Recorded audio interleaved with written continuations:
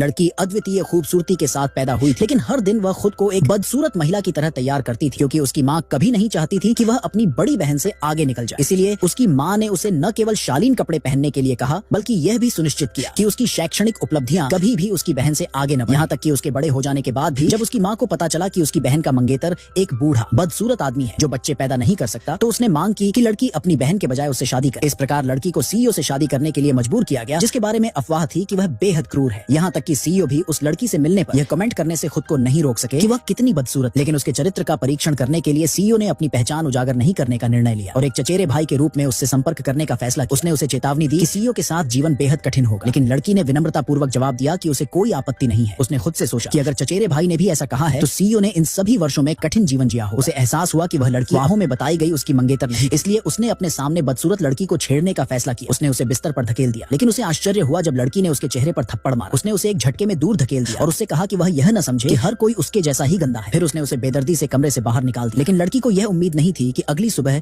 नाश्ते के समय वह उसी आदमी से टकराएगी जिसने पिछली रात उसके साथ इतना बुरा व्यवहार किया। इस परेशान करने वाले आदमी से जल्द छुटकारा पाने के लिए लड़की ने अपने सहायक से पूछा कि सीईओ कहाँ है। सीईओ ने जल्दी से इसे गुप्त रखने का संकेत दिया। चतुर सहायक ने झूठ बोला, कहा कि सीईओ अस्पताल में है। यह सुनकर लड़की अस्पताल में उससे मिलना चाहती थी। सहायक ने आगे कहा कि सीईओ हाल ही में उपलब्ध नहीं थे। अभी लड़की ने कहा कि उसे घर जाने की जरूरत है, क्योंकि उसे कुछ सामान लेने की जरूरत। लेकिन अप्रत्याशित रूप से परेशान करने वाले आदमी ने उसे अपनी सीट पर दबा लिया और पूछा कि क्या उसे व्यक्तिगत रूप से घर ले जाने की जरूरत है। असहजता को कम करने के लिए लड़की ने जल्दी से दूध का एक घूंट लिया, लेकिन उस आदमी ने साफ कह दिया कि वह उसे घर ले जाना चाहता है। अनिच्छा से वह उसके पीछे चली गई। उसने सोचा कि जब तक वह उससे दूरी बनाए रखेगी तब तक सब ठीक रहेगा। लेकिन कार में उस व्यक्ति ने उसका हाथ पकड़ लिया और कहा कि वह कार में बिठाकर दयालुता दिखा रहा है, क्या उसे अपना आभार प्रकट नहीं करना चाहिए था। लड़की ने अनिच्छा से कहा धन्यवाद। जैसे ही वह कार से उतरने वाली, सीईओ ने उसे चूमा। इससे उसका चेहरा तुरंत लाल हो गया। वह जल्दी से कार से बाहर निकल, लेकिन जैसे ही वह घर में दाखिल हुई उसकी माँ ने उसे डांटा। उस पर शादी के पहले दिन दूल्हे के चचेरे भाई के साथ होने का आरोप लगा। उसे डर था कि उसकी हरकतें पूरे परिवार की जान को खतरे में डाल देंगे। इस समय उसकी बहन बाहर आई और उसका मजाक उड़ाते हुए कहा कि उसे और संयमित होना चाहिए, वरना वह पूरे जंग परिवार को बदनाम कर। उनकी पाखंडी नैतिकता सुनकर लड़की को पता चल गया कि वे वास्तव में अपने हितों की परवाह करते हैं। वह ऐसे परिवार में पैदा होने के लिए खुद को दुखी महसूस करने से नहीं रोक पाई। इस समय बाहर खड़े सीईओ ने अचानक देखा कि दो संदिग्ध व्यक्ति उसे पीछे से देख रहे हैं, लेकिन उनके साथ भयंकर लड़ाई के बाद वह गंभीर रूप से घायल हो। उसके पास एक गली में भागने के अलावा कोई विकल्प नहीं था। जैसे ही वह मदद मांगने के लिए